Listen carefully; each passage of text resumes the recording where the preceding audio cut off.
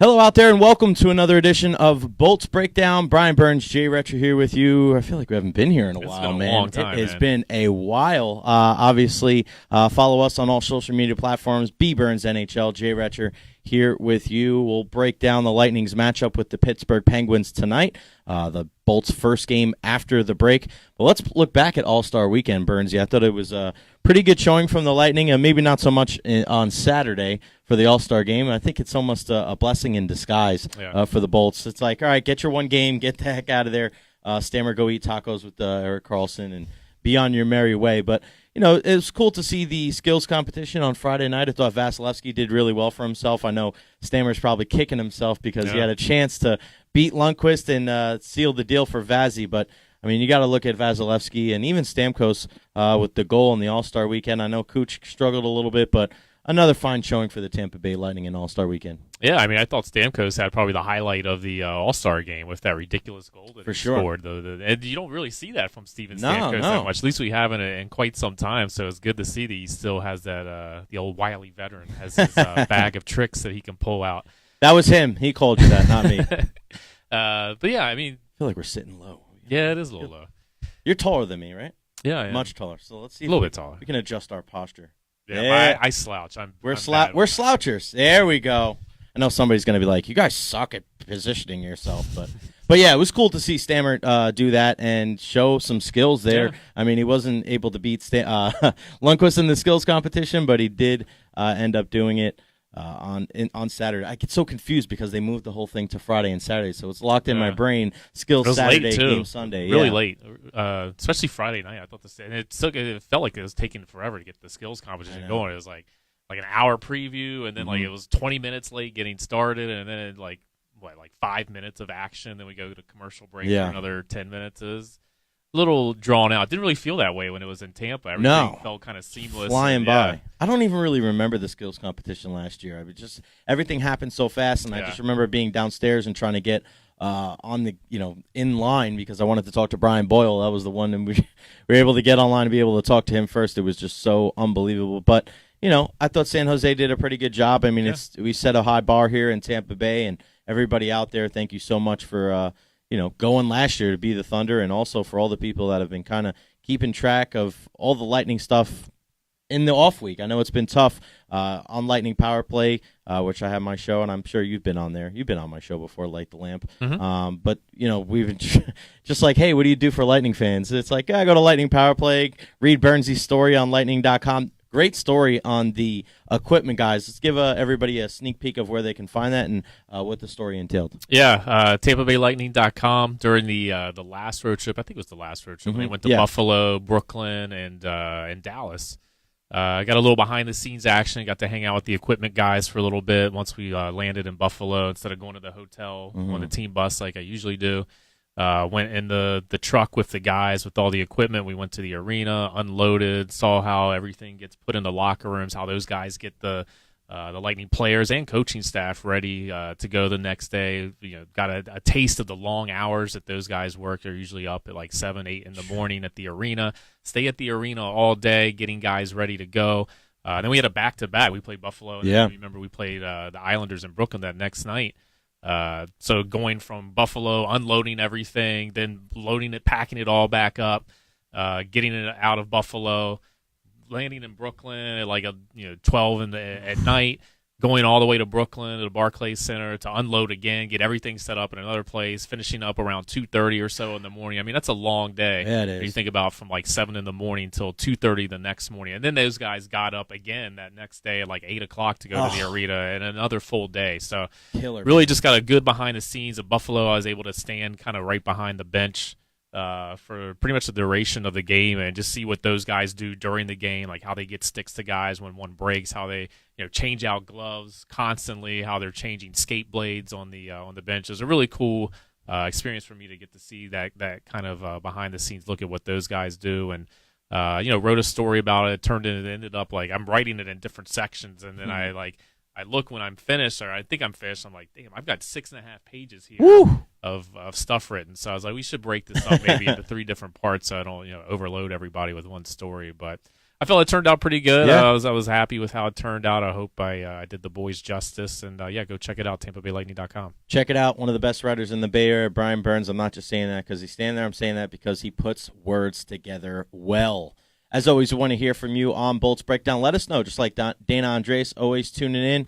What's going on from St. Pete? Let us know where you're watching Bolts Breakdown from. Put it there at the bottom of the screen. Let us know if you shared Bolts Breakdown. We're trying to get the word out to as many people as possible. These numbers are going to be rising as the season goes on and as we get closer and closer to the playoffs. I mean, we get so much interaction come playoff time. Shaney Prine from Northport. I like that. I like how you put the pronunciation. The pronunciation. We do appreciate that. So, again, where are you watching Bolts Breakdown from? Put it there at the bottom of the screen, just like our buddy John Zaleski, always watching from Olean, New York. And also, if you have any questions for us as we start the second half of the season, and I know people go, oh, the numbers, it's past 41 games for the half of the season. I always look at the All-Star break as, the midway point of the season. I don't care if the numbers don't match up. So the second half of the season coming up for the Lightning, they got that stranglehold of the first place position, not just in the division, but in the conference and still in the NHL, I believe, right? Yeah, still 5 points clear of Calgary and 2 games in hand over the Flames, too. So gotta like that. So if you have any questions about the second half, feel free to put it at the bottom of the screen. Shout out to Jen Brinson from Lakeland in Florida. And Jumbo Kenway, Great White North boys up in Winnipeg, Manitoba. Every breakdown you hear, Jumbo, we appreciate you, as we'll do with Heather Jordan in Sarasota. Quick plug for me tonight, Lightning Watch Party at the Blind Goat. You ever been to the Blind Goat? I have not. I've heard good things about it. Really, really cool place. I went one time. I wasn't really sure if it was the same place, but it was. I went there for trivia one night. Usually Wednesday night is trivia with Corey Long and Chris Torello, two guys we know pretty well. And they win. They seem to win all the time. I only went once, and we won. They were like, this is the 7th time we won. I'm like, it's a great place. But tonight I got a Lightning Watch Party there, sponsored by Coors Light at the Blind Goat on Henderson. It's right by iHeart here. So I'll be there after the show. Luckily, we're getting off at 6 today because of Gators basketball on 95.3 WDAE. So I'll be heading to the Blind Goat shortly thereafter to watch Lightning and Penguins tonight. We'll be taking your questions, so put them there at the bottom. But let's look forward to tonight. Actually, let's take this question real quick. Matthew Mendez just got it right in time. Hey, guys, what are the chances of a move being made at or before the deadline? I know the Lightning feel comfortable with their group, but I'm wondering if they think adding someone else will put them in a better position to go deep in the playoffs. Burnsy? It's hard to mess with a good thing, right? I know. I feel like this question's come up for like the last month, 2 months, and it's like, what more do you need? I guess, I was reading The Athletic the other day. I think it was Pierre LeBrun. Was speculating like how maybe adding like a Wayne Simmons. I love we that. We talked deal. about and Wayne I remember Simmons. when I said that. We talked about that last year. I know. I think that's the perfect fit because to me, Simmons would slot in on that first power play unit in Palat's spot. Not taking anything away from Palat, but I don't know that he necessarily would. I think maybe he goes to the second unit to maybe buffer that up a little bit. I don't know that. I mean, it's clicking at 29.5% right now, almost 30%. It's the top power play unit in the league right now. Do you really want to mess with that? Do you really want to tinker and add new parts? I mean, yeah. If you take what Wayne Simmons can do well and you're able to add that seamlessly, then yeah, that's a perfect world. Mm-hmm. But how often are you able to add that seamlessly without there being some bugs to work out? And I don't know that you necessarily want to do that right now. I just think when you want to make that adjustment sometimes before the other teams make the adjustment. And I think teams are really going to lock down on the power play because if the power play was that effective, then it would have carried them in the playoffs last year as well when they went 2 games without scoring goals. I think putting Wayne Simmons in front of that net. Now, it's hard enough for goalies to stop the shots from Kucherov and Stamkos when they can see them. Imagine you have a guy like Wayne Simmons now disrupting in their view. It's going to be even harder for these guys. I just think Palat. But then you're talking about changing the structure of the power play unit, because I know and that's Palat not what they really do. That's true, because Palat plays on the side there. He doesn't really get in front. So I think having that other option to be able to switch it if they have to, where they have to play with him in front. And I also think if he kind of that Brian Boyle role from a couple years ago. Exactly. And if you do that, you put him in front. Now you have a position where you can open up Braden Point a little bit and maybe move him around to the side of the net. And now it's not so. Now you can throw different looks because I think everybody knows what the look is on the power play. You know that you're going to have. They know what the look is, but it's still at 30% right now, and it's still the top unit in the league. That's true. But I think in the long run, when you're playing against the teams that are more defensively responsible, and how many times do teams really go into like, all right, we're going to shut down this power play unit? there's only so much you can do in a regular season. When you're playing a team in a best-of-7 series, you're going to be like, all right, today in practice, we're going to spend 2 hours on stopping the Lightning's power play. And they have to be able to throw something else at them. And I just think it adds the different element for them. I think it helps. It's not easy, but I think it's one of those things where you try to put a guy there that can help and give you some much needed. And we talk about net front presence a lot. I think he can add that. But if they don't make a deal, I don't think it's dire that they have to make a deal. I also heard something else, Bernsey, about them possibly making a run at Artemi Panarin for a rental. I don't think that they'll do that because that doesn't seem like the Lightning's method to their madness. I mean, they don't really buy rentals. I mean, last year you could say it was kind of a rental, but, they locked those guys up soon thereafter. I think they got those guys knowing that there was a pretty good yeah. chance that they were going to be able to re-sign those guys long I think they did term. that with Callahan, too, thinking, absolutely. they got him as well. No, there was a big push to try to make sure that Ryan Callahan was locked up long term when they made that deal with Marty St. Louis. Otherwise, that deal probably doesn't happen. But, yeah, I mean, we've talked about Wayne Simmons. I think he would probably be, of the guys out there, I think he would probably be the perfect addition. But, again, I don't know that it's necessary. If you can get him for where you're not giving up the farm to do so, then maybe you make a run at him. Panarin, I don't know. It'd be great to have a Panarin, but do you really need to add that? You have such dynamic forward depth right now and explosive playmakers. Is he going to be the guy to really push you over the edge? Exactly. I don't know. I think Simmons fits more for maybe what you need than an Artemi Panarin. I agree. And it's funny how you say that because I think Panarin's a better player than Simmons, but I think Simmons is probably a better fit and would contribute more to what the Lightning need, which is, I think, a little bit more size up front because this is team so heavily focused on speed. And, we heard Julian Breezewell talk about, hey, we're just going to make everybody else adjust to us and just be the faster, more talented team. I get that. But I think also the advantage of the Lightning is that they've shown that they can win games in multiple ways. But the one thing that hurt them last year was when the game got muddied up and got a little physical, they weren't able to match that physicality and that aggression, and it wore on them as the series went down in the Eastern Conference Final. So we'll see. I mean, it stinks because I don't know, though. I don't know that I buy that. I still look back to that Game 7, and I think Yanni Gourde on the doorstep had a perfect opportunity. I see Alex Ovechkin with just an unbelievable shot in the first 90 seconds of the game that really set the tone of that game. I think of all the chances that the Lightning had in that first period. So just more on good early goaltending? In the second period. I think it was puck luck. Just puck luck? It's just one of those things where it just wasn't the Lightning's night in Game 7. But you look at all the chances they had in that first period, early in that second period. And I think the goal, I don't know if it was the second or the third goal, but I think it was the one where a puck was lifted up and Girardi tried to play it. And I've noticed this throughout. Is those pucks up in the air, Girardi has a little bit of a difficult time dealing with those pucks. Yeah. Was it Burakovsky that came through and kind of stole it off of him and scored that goal? And I think that was it. Once that goal happened, the Lightning, they saw it just wasn't going to be their night. But I think you look at the first period, early in the second period, Yanni Gourde's chance on the doorstep. They had the opportunities there. It just didn't work out for them. I don't know that those necessarily they were out physical or Washington was a better team. I just think they didn't have puck luck that night. Well, maybe that game, and you can go back to games 5 and 6 and look at that play in Washington. But you're right. I mean, it's tough. It's sometimes the bounces don't go your way, and I think this year, I don't think Washington's the same team this year as they were last year. Barry Trotz. I mean, what a job that he's done with the New York Islanders. I mean, you can't tell me many teams in this league would lose an all-star like John Tavares. Probably a top 5, top 10, maybe a top 10 player in the league.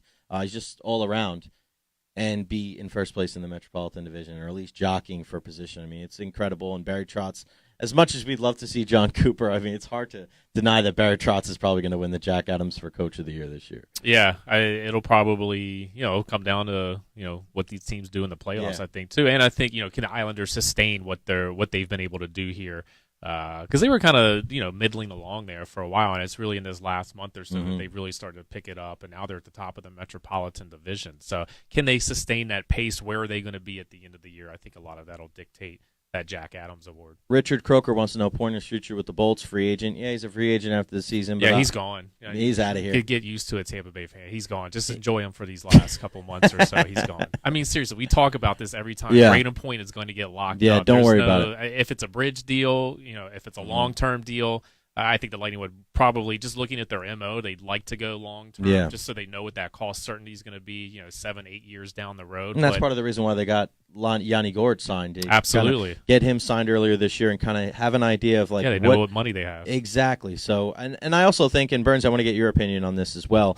When you have Steven Stamkos take less than market value and Kucherov and all these other guys, and they don't try to break the bank, and they realize, hey, I might leave some money on the table for a multitude of reasons. Hey, there's no state income tax in Florida. Quality of living. Quality of living. You don't want to break the bank because you want to try to keep the team together. I think there's a lot of it that goes into it, but when Stammer leads the way and does that, doesn't break the bank by going to Toronto or Boston or Montreal, some of these other places, everybody else, I think, follows in line and go, well, if the captain's doing it, then I should do it too. And judged by our interactions with Braden Point, and I don't want to speak for you, but I think I can, Point is that guy. Point is not that guy that's going to be like, I want the top dollar. This is a humble guy, he's one of the most down to earth people. And if you, when everybody out there voted for Point, and we broke the news here on Bolts Breakdown a couple weeks ago, and we were trying to get him into the All Star game.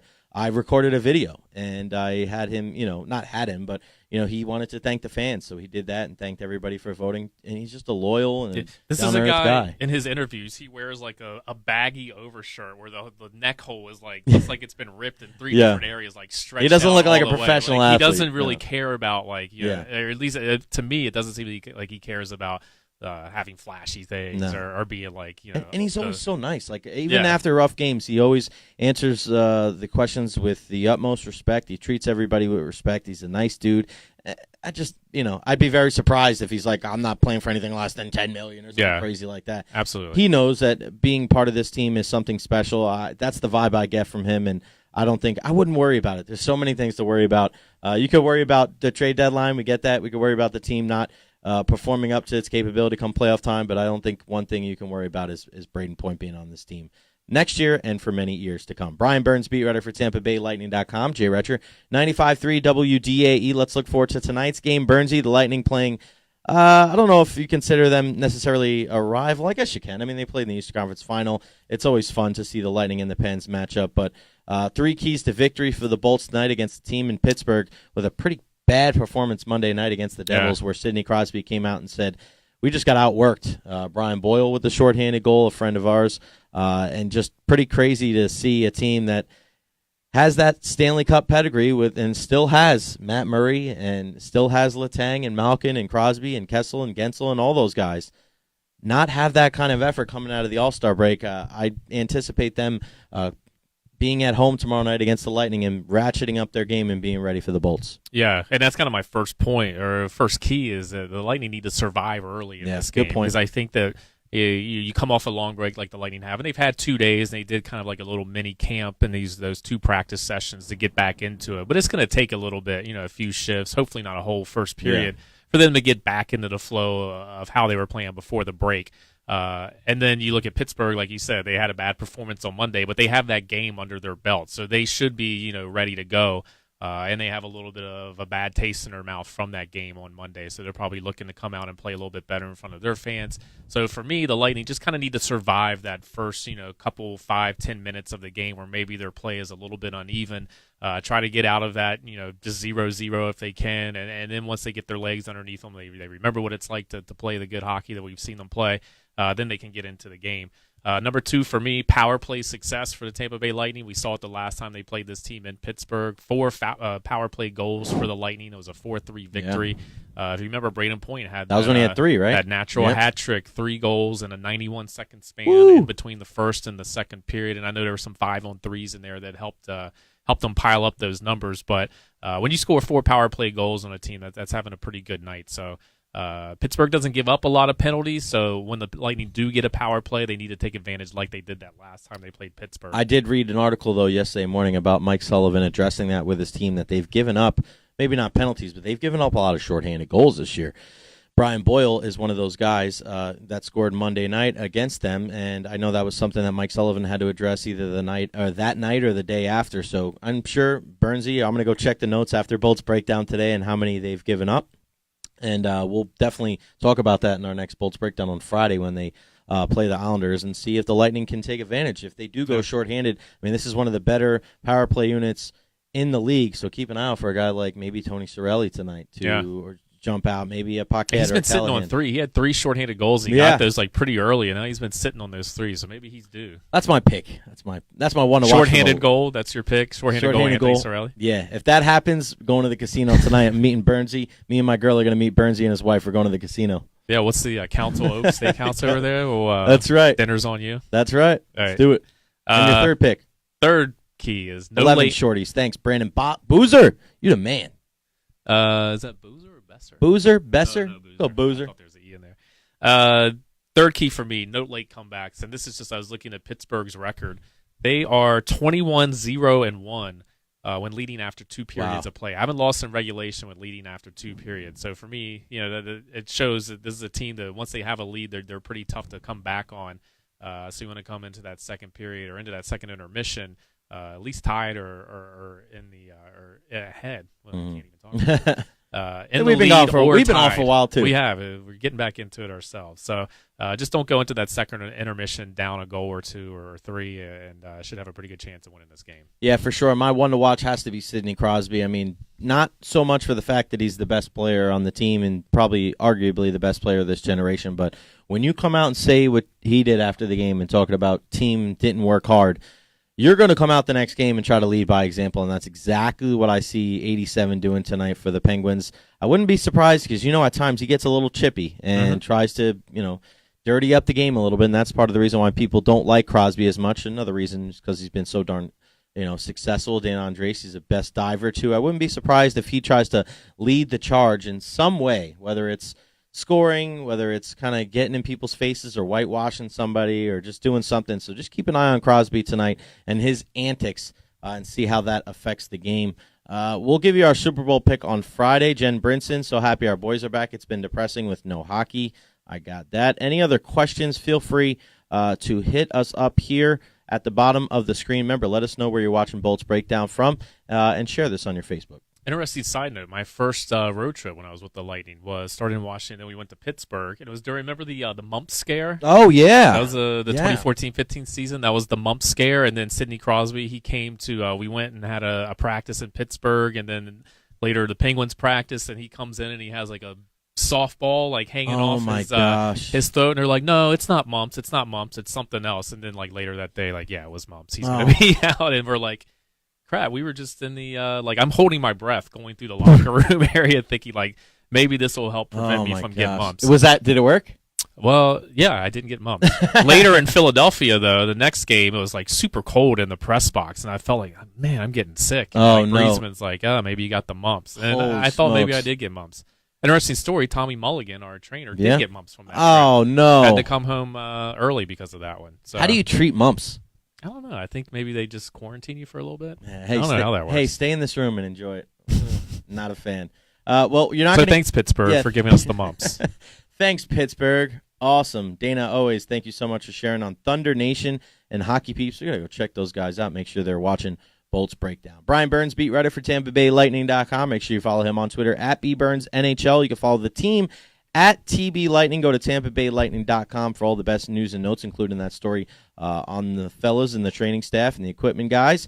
John Cooper talking, I think he already talked today. Did he talk? Yeah, I think he was supposed to go at 11:15. Yeah, if anything comes out from that, Burnsy will have it on there. Make sure, again, follow him on Twitter. Follow me on Twitter at Recher. Follow the station at 95.3 WDAE. Go to 95.3 WDAE.com for the best Bolts coverage. It'll be up the dial on our sister station, 970 WFLA. Game on Fox Sports Sun or NBC tonight? I believe this is an NBC Sports Network. Might be an NBC 8 o'clock Sports start. Oh, okay, NBC Sports Network, so on 8 o'clock tonight, so go check that out. If you can't find it on there, maybe it's on Fox Sports Sun, depending on what kind of provider that you have. And again, I'm at the watch party at the Blind Goat tonight on Henderson. I'll be there after I leave here, so make sure you come on out and have some banging wings at the Blind Goat on Henderson. You're going to go to Pete's Place after it's over and do some karaoke right across the street? I don't know, the better dive bars in Tampa. Maybe. Sing a little Michael Goulet. I got to get home, man. I got to get ready to get this passport thing going. We're going to give you all the escapades about the passport on Friday. Next time we do Bolts Breakdown ahead of the Lightning's game against the Islanders. That's Brian. I'm Jay. We'll see you next time right here on Bolts Breakdown.